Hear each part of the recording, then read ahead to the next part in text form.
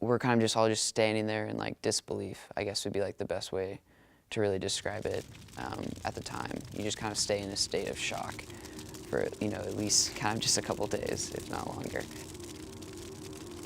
I eventually get someone's phone and call my mom, which is just kind of, a call, no mom, no parents want to really receive, so early in the morning when, there's no reason for us to be awake. And I kind of just told her I was like, Mom, I don't really know what to say, but, I'm looking at my room right now and it's, completely just, gone up in flames. It felt like a dream. So this was on September 11th, 2011. It was a Sunday. Saturday night was a KU football win.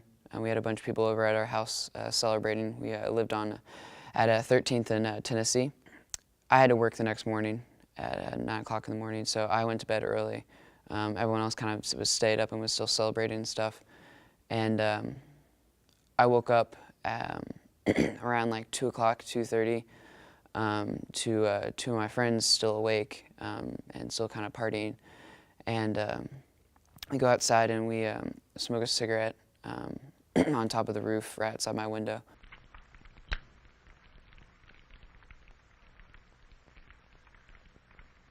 What do you think?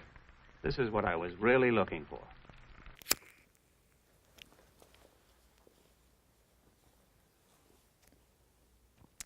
That was like the last 2 cigarettes that were smoked that night, to my knowledge. And I had went to bed and they stayed out on the roof and they were kind of just yelling at all the people that were coming back from the bars that night. So I go to bed and I'm kind of, as I'm falling asleep, I hear my friend yell, "Do you want to go to jail for arson tonight?" And it was like the only like clear thing I really heard through all their yelling back and forth, because it was the loudest thing he said. I eventually fall asleep, and about 3 or 4 hours later, I wake up to banging on my door. I get jolted out of my bed, and I look out my window and I see smoke and light from flames basically on our front deck. And at that point, I raced out through my door, kind of pivoted like I was going to go run downstairs, when I realized I can't go there, front porch is on fire. So I raced upstairs. I immediately went to the first door, which was one of my roommates who was still asleep.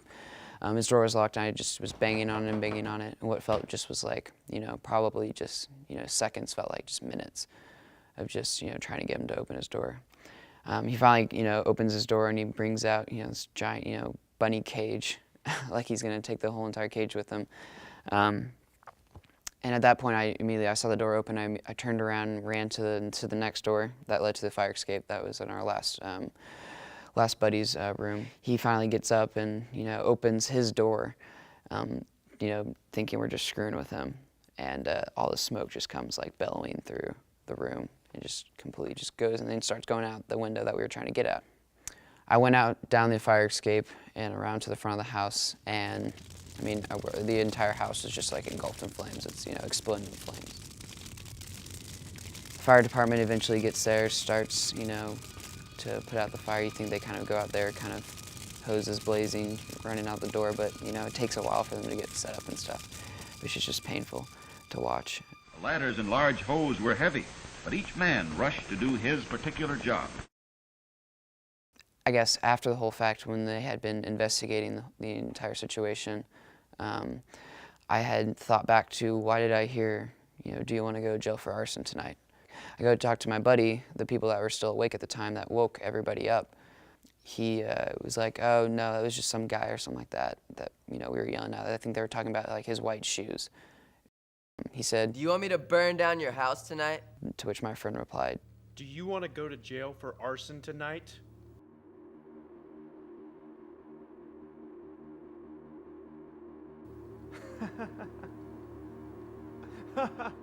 When the fire started, at 6 o'clock in the morning, I wasn't necessarily awake for that, but for hearing, that conversation, that doesn't just kind of get made up.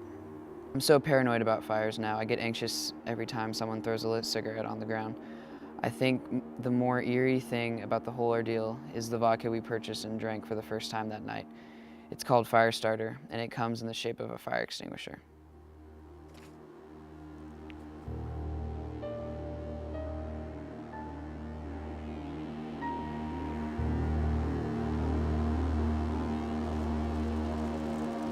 I know the white shoes did this.